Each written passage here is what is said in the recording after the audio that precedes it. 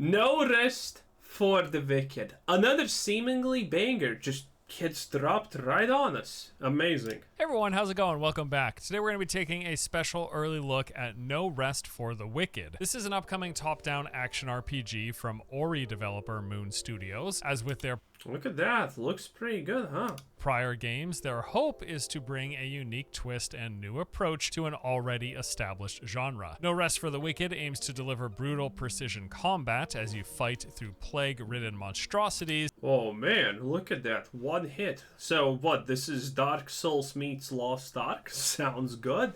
While exploring this dark, grim world that's entirely handcrafted.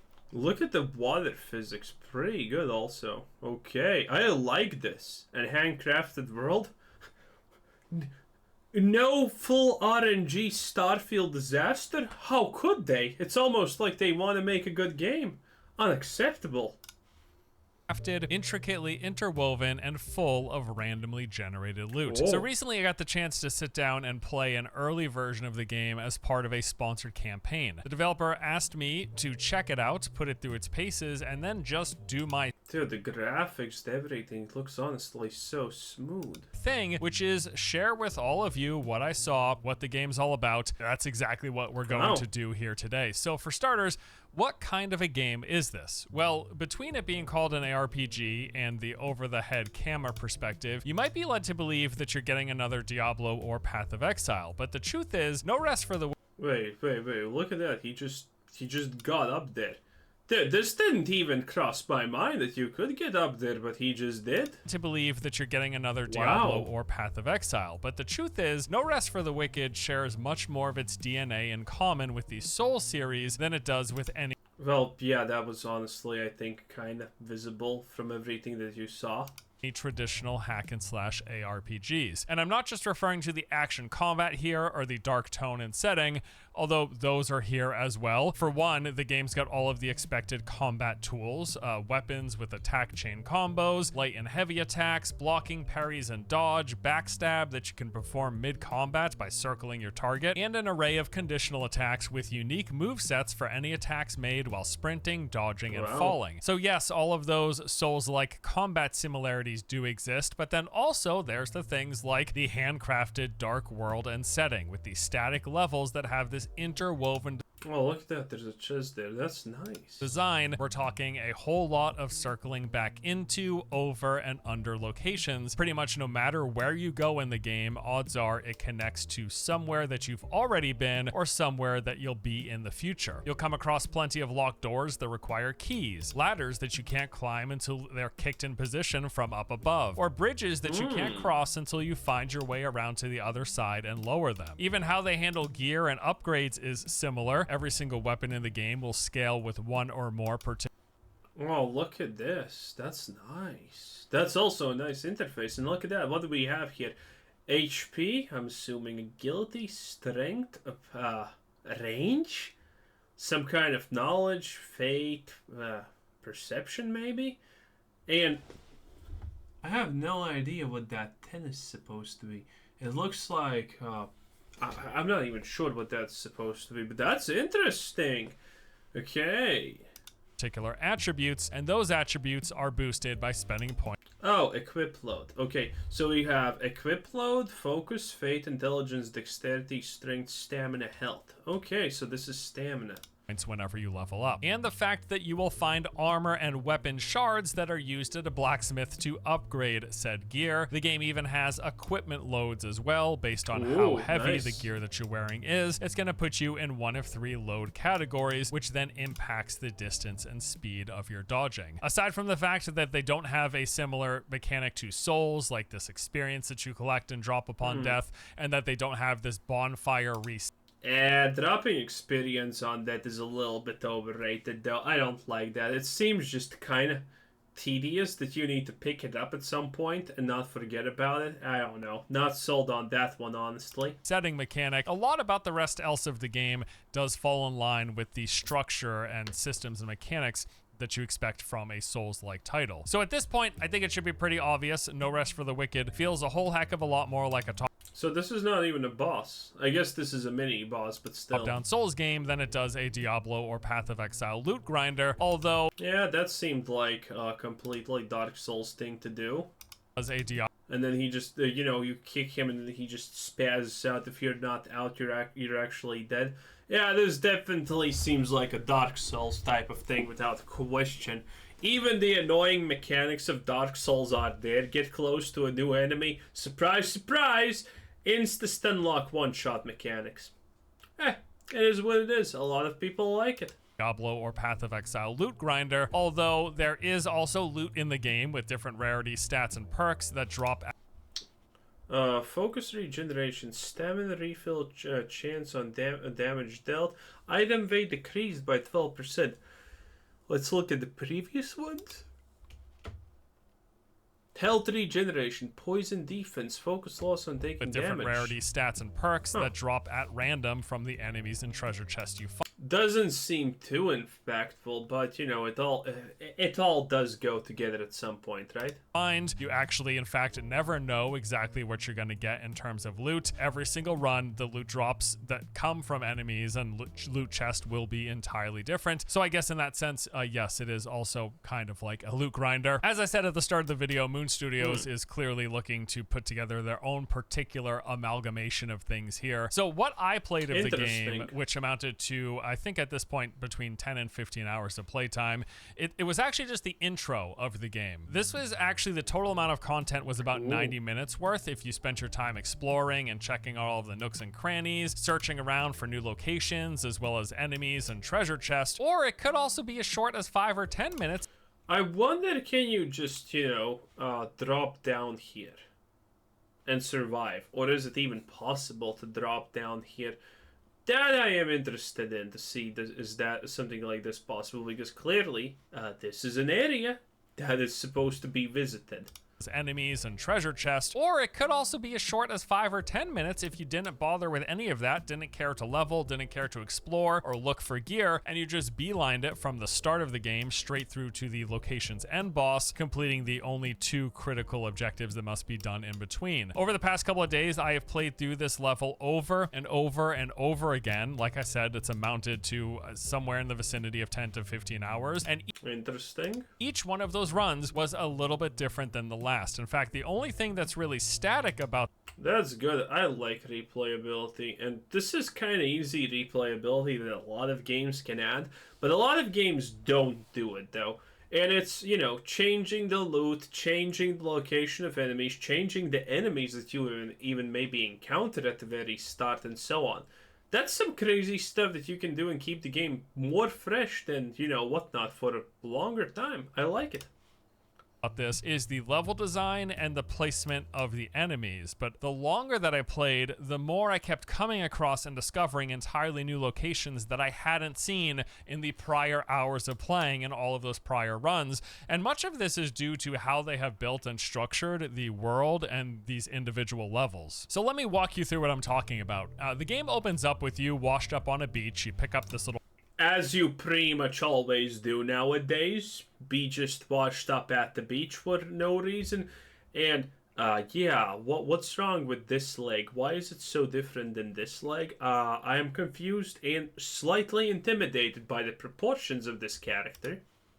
Little horn laying beside you before setting off to explore. And from here, you can head in whatever direction you want, exploring the surrounding environment, this beachfront area called the Shallows, or if you please, you could just follow the main path straight ahead and, as I said, easily finish this section of the game in under 10 minutes. And it would basically look like this. You wash up on the beach, you walk straight ahead to find this NPC who's also washed ashore. He tells you to head further into Mariner's Keep. And he drops your first skill gem. No, that's PoE. There, if you walked straight up through into the keep, you would fight a handful of enemies before entering into this courtyard. At the end of that courtyard is a closed gate with some guards. You kill the guards, they drop a key for a locked door south of you. Opening that door, you would find and fight a few more enemies, thus rescuing an NPC who gives you the lever to open the closed gate, and then walking through that gate has you leaving the keep into the Orban Glades. You fight a few more enemies, you meet a father and daughter duo sitting by a campfire, and then some like 50 yards away away from that, up the main path, you've got the final boss encounter. Beating that boss lets you then progress further into the game, or at least I like that. I like that because you know what's gonna be the reality of this? It's gonna be like Dark Souls, Elden Ring, or whatever. There are people who really enjoy exploring the worlds, finding all the nooks and crannies, and there are people who are literally like, okay, let me Google all boss locations, Elden Ring, and let's start.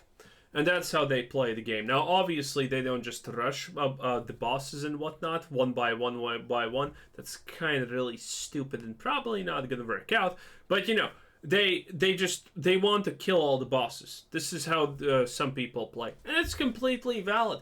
So the idea that you can do something like this in this game, I think that's just a bonus, not actually something bad necessarily.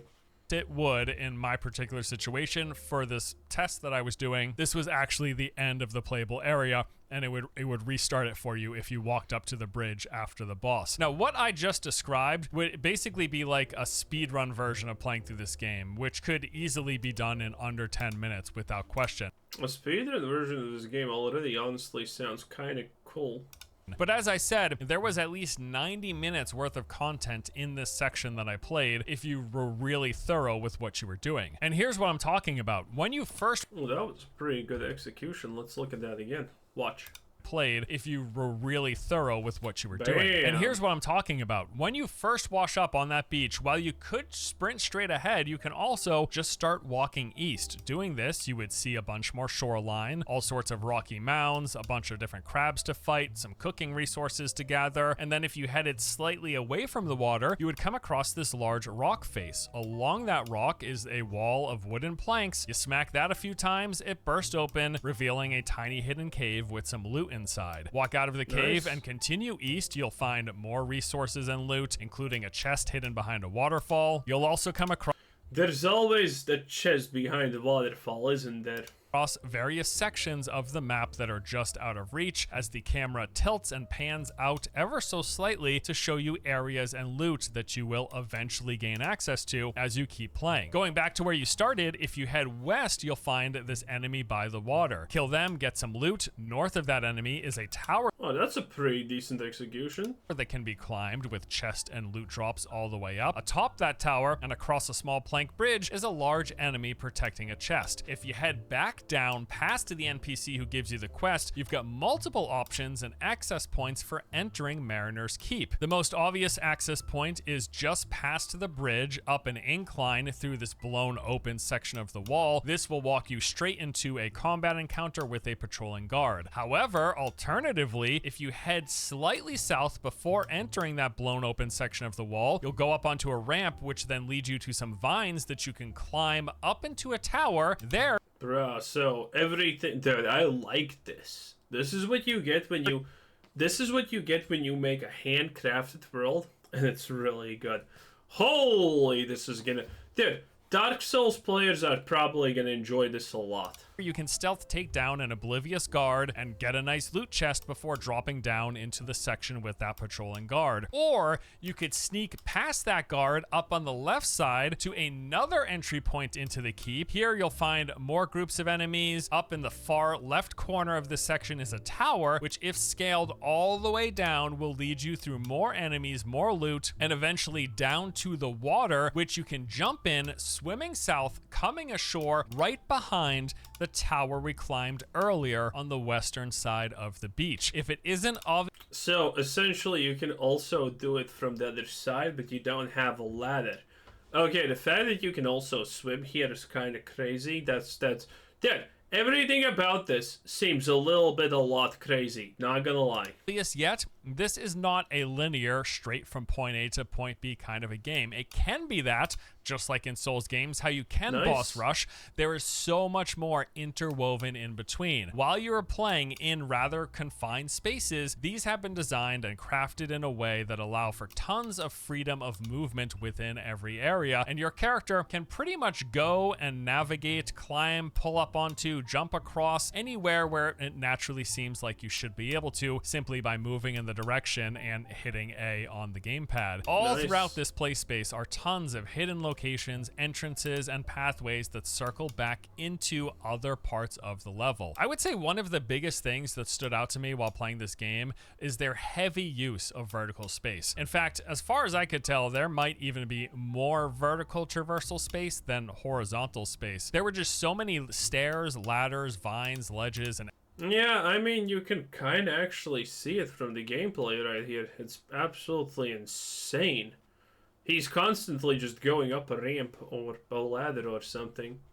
I mean, that's good. Those are the most entertaining ways of doing things. An open plane is fun and all, but an open plane with a ladder. Now, boy, now you got something cooking. Elevators moving you up and down the environment. Like in one confined horizontal area, say an area that might take you like 20 seconds to traverse from left to right, there could also be 20 plus minutes worth of additional space to explore if you do more than just go from left to right. I'll give you another example here. Towards the end of this level that I had access to play through, you come across that father and daughter duo sitting by a campfire. So like I mentioned earlier, if you just walk by them taking the main path, you'll come across the... Now the real question here obviously is, can you attack the father and daughter duo? Can you attack just the father? And then you get a wife? Oh yes. Now those are the real questions that we need answers for. Because, you know, in Dark Souls you can pretty much attack most things. Well, wait, is not it, wait, maybe all things? I'm not even sure if you can attack anything. But, well, you can attack at least most NPCs that are friendly. It's an interesting thing, so I wonder if you can actually do it here. Final boss encounter literally like 10 or 15 seconds away. So you could just chat with the family, walk down the main path straight to the boss and kill the boss and be done with the level. In fact, I think a lot of people on their first playthroughs, that's probably what will end up happening. But all around them, up, down, left, right, to every single side, are bunches of additional spaces to be explored. So just past the duo, north of the path, is this little outcropping with a tiny pond. If you walk towards the back of the pond, there's a wooden wall. You attack that wall, it breaks open into a decently sized cave. Inside of that cave, you got a handful of these plague-infested enemies, a large elite enemy, and a few treasure chests, which almost always had good loot whenever I opened. He almost got one-shotted, but that's to be expected. Hey, talk shit, get hit. In this case, attack enemy, get hit, and it's probably bad. But yeah, dude, even the way that these mobs attack, it seems so Dark Souls-esque, which is really cool. I like it. Open them. And then if you headed south of that path, there's actually another pond outcropping. You'll find all sorts of different crafting resources there, as well as some loot to pick up. And then heading slightly west reveals this large hillside and tower that you can climb up with, of course, as you expect, loot and enemy inside of those as well. If you go back to the Oh, so the enemy can drop. Look at this. Tower that you can look at this. I thought it can't drop because it didn't drop here. Climb up with, of course, as you and it didn't drop here, but look. Expect loot and enemy inside of those as well. If you Yeah, it actually did drop, which is interesting. Does that aggro other enemies, or what does that exactly do? You go back to the campfire, and instead of walking down to the path, you head slightly northeast. You actually find yourself on a ledge that leads to some vines you can climb all the way up and up and up until you arrive at the top of this hilltop far above the rest of the level with several new paths, enemies. Bruh, this is a completely wild world. I kind of like it, but man.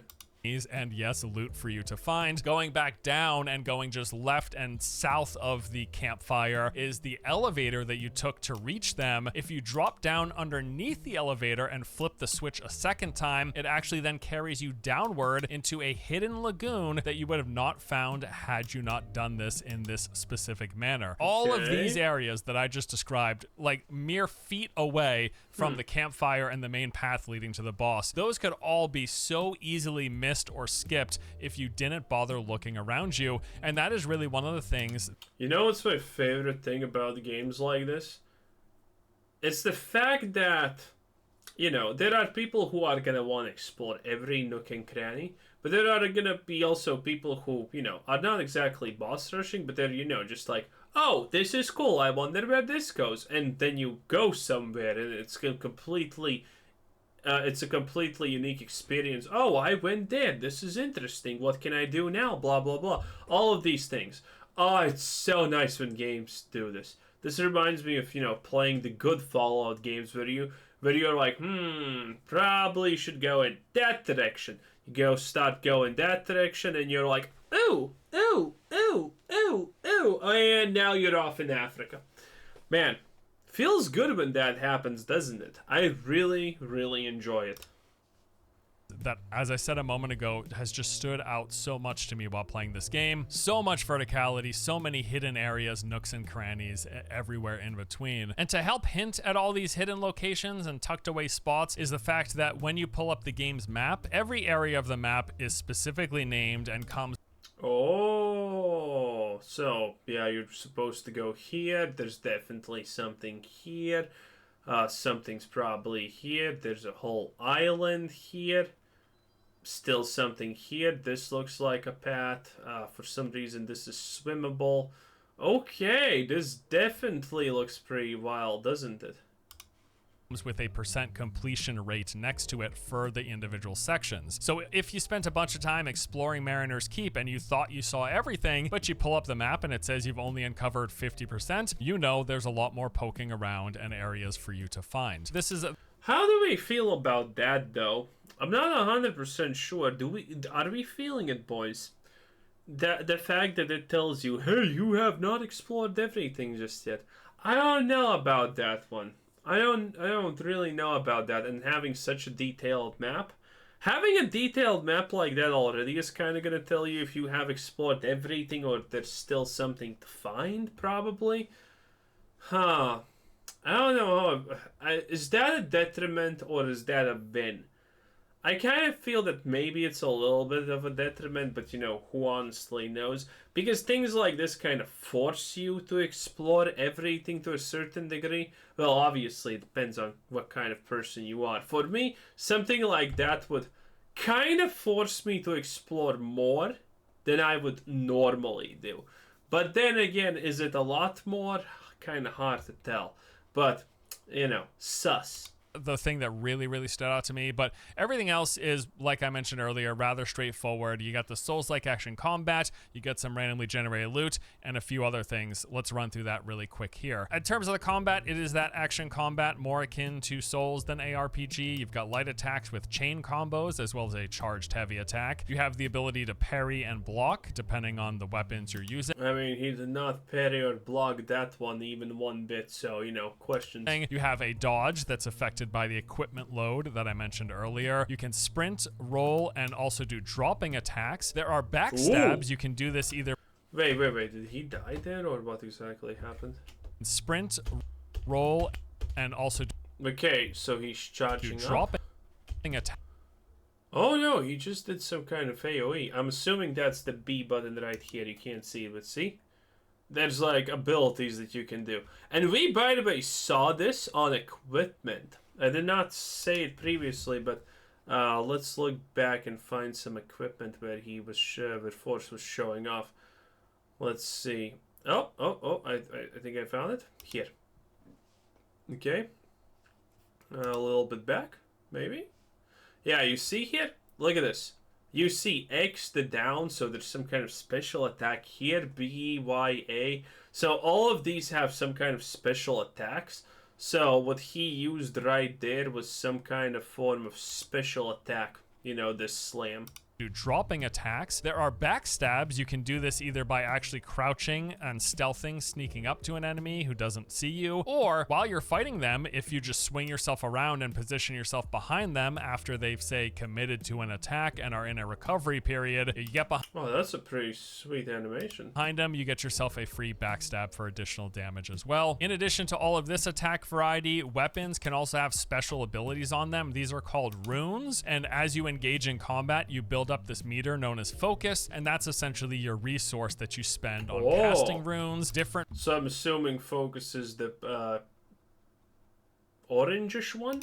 Rune attacks will have varying focus cost attributed to them. Okay. So I found, for example, swords that would have a heavy hitting slash attack, a dagger that would have this lunge forward dashing attack, or I even found a magical staff that had 3 attacks on it, a fireball, an AoE fire slam, and the ability to blink. Combat in this game, like other Souls-likes, is really just about not overcommitting. It's about playing the tempo of the enemy. It requires you reading or remembering their attack pattern and cadence. It's the same sort of dance that you're used to when fighting enemies. Yeah, so essentially not that hard. In Souls games, if you spam attacks, you will in fact be punished. This applies across the board to the normal enemies that you see, melee and range, to heavies, to elites, and the one boss that we had access to fighting here, it was all pretty much the same. Watch them, then dodge, block, or parry, then counter attack. And once you get comfortable with the enemies and their attack patterns, you can play a little more aggressive. Okay, so it's basically completely Souls-like.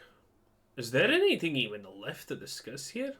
Let's check the itemization, I guess.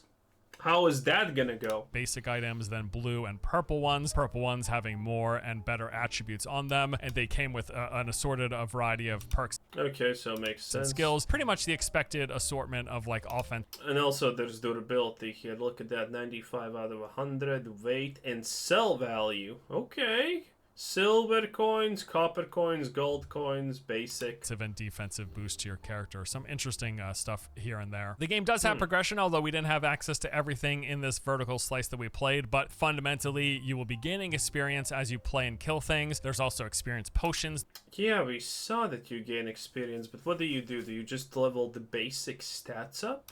That you can chug. I guess that makes sense. To gain some additional experience. Whenever you level up, it increases your stats and then also grants you 3 skill points where you can spend either in stat increases for your health, stamina. Okay, so yeah, you just get 3 skill points. Makes sense. Or equipment load in the weapon. I don't like the idea of equipment load being actually useful. Oh, look at this. Focus. Increase the focus. A new focus bar is granted for every 100 focus points. Okay, look at that. For every 100 focus points. And he's level 5, I'm assuming. Probably level 5, right? Oh, wow. So, is this game supposed to be like, get into the 100s? Because think about it, how do you get 100 more focus points at this point? To access 1 more bar for special attacks? Dude, that seems like a lot. Well, you know, if he can get level 5 in the first, like, 1 hour of the game. So, well, yeah, obviously the game's probably going to be, like, level 20, 30, 40, maybe 50. But, man, 100 focus? So there must be a lot of gear that actually gives plus bonus stats. So, interesting. It seems like that should be the case. Or the levels are literally going to go into the hundreds. Because if you get 3 points and you need 100 to unlock, that seems like a huge investment. Damage scalars, which are strength, dexterity, intelligence, and faith, or you can spend it in upping your focus, which then grants you additional focus bars for every 100 focus you have, and that's your ability resource. Think mana, more or less. More focus means more ability usage after you build it up. You've also got defensive stats modified by the gear that you wear. These include armor, poise. Yeah, so essentially basic stuff right here. Well, I think that's honestly it. That was great. Dude, no wonder people are looking at this and saying, wow, this is really good. Anyway, that was Forest Gaming. 10 out of 10. With 10 out of 10 again. Anyway, this was Chris saying thanks for watching. Subscribe, and have a nice day. Bye-bye.